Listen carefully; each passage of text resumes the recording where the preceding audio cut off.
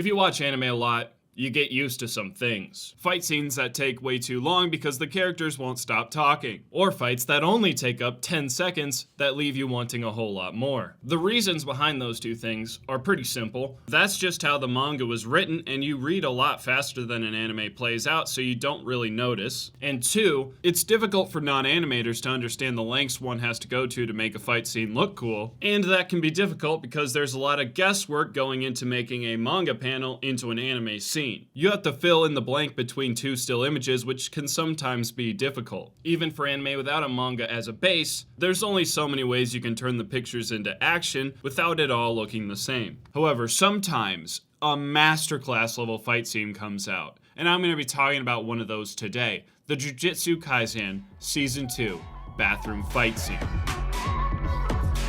You are my special.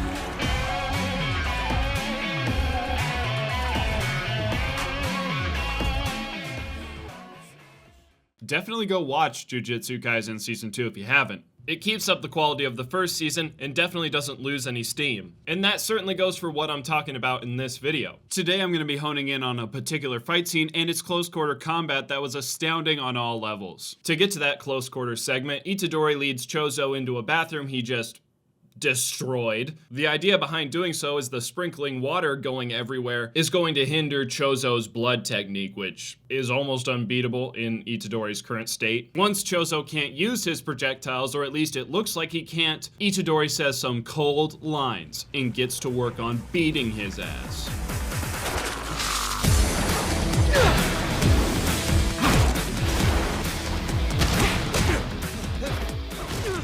Holy frioli, just take a look at all that motion going on. The animators have godlike perceptive abilities to move from Itadori down into the transferring grate back up to Chozo while there's movement going on with the sprinklers and then also the water moving around as a result of their interaction. That's a lot going on at one time, and it's all going together seamlessly.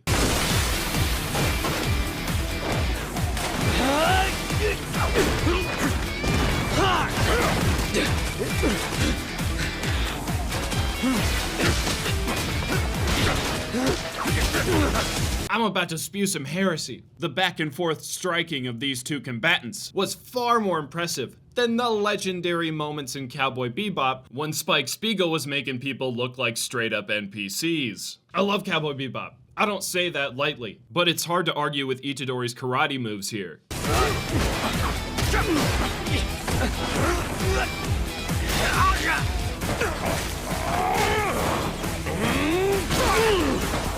I felt that headbutt. You know, I love my country, but Hollywood, aside from maybe John Wick, doesn't produce that sort of thing. We get a lot of weak stuff in totally, clearly choreographed moments. Those are fine, but they're certainly not going to have me screaming at the TV like Joe Rogan at a UFC match, which is most certainly what I did when I saw Itadori grab that man and headbutt him so hard, his eyes rolled back into his brain. So far, Itadori's been beating the crap out of this guy. You know, he's been taking a few good blows himself, but he's got it covered. Although that's never how anime works. I can win! So the moment Yuji Itadori was convinced of victory, it pierced his liver.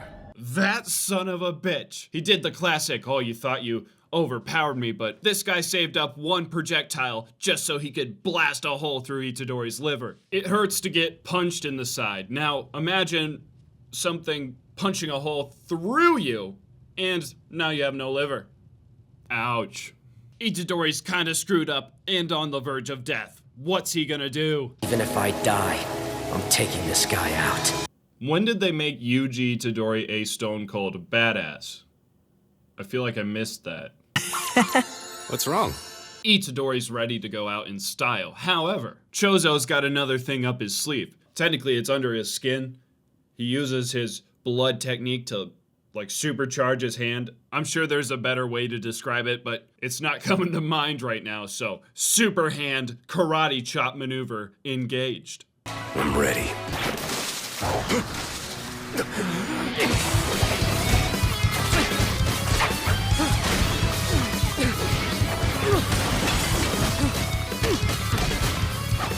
It's almost impossible not to sit here like an announcer and start screaming exactly what's happening. And here comes Chozo the Bozo with and he lands the hit. Oh, There's a feint?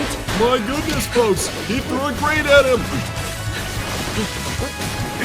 I like how even in the most intense battle ever, we still get the anime reactions. I'm sure you noticed this too, but Itadori's out here like a goddamn gymnast. He could just back up and move around normally, but no, he's got to be doing front flips, back flips, and cartwheels.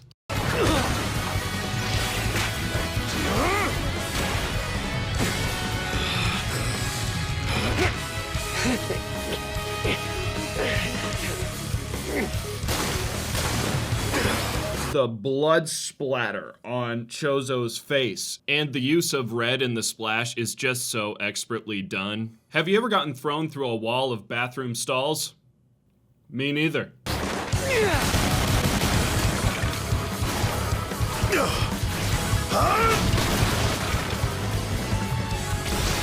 This snippet right here is genius in a specific way. At the beginning, I mentioned how viewers get used to certain things in anime. One thing you'll start to notice over and over and over in anime is if there's a high stakes battle going on and there's a lot of loud music, well, when an impact or a damaging move hits and everything just sort of freezes and the music stops, that's typically supposed to be a surprise, oh, battle's over, we lost. The people behind this scene know that and use it in a subtle yet powerful way. Oh no, Itadori lost. He's dead now. Psych.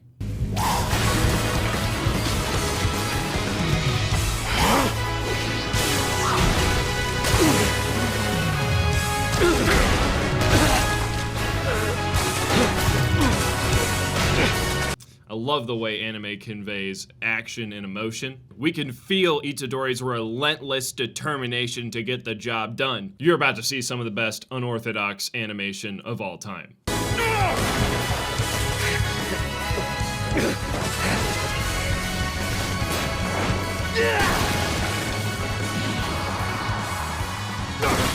One cannot easily quantify how impressed I am at the sheer amount of camera angles and the way they move in complete fidelity with each other. Now we're at the tail end of the fight and Itadori's been rocking this man. Chozo's been tossed about like a doll for the past 20 seconds. But we gotta remember, time's ticking for Itadori. He's missing a liver, so he's gotta end this quickly. And to do that, he's got a genius plan. I haven't used my left fist since this fight started.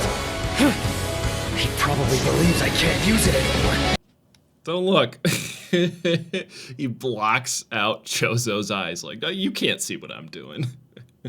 We'll see how that worked out. We'll land! What is this?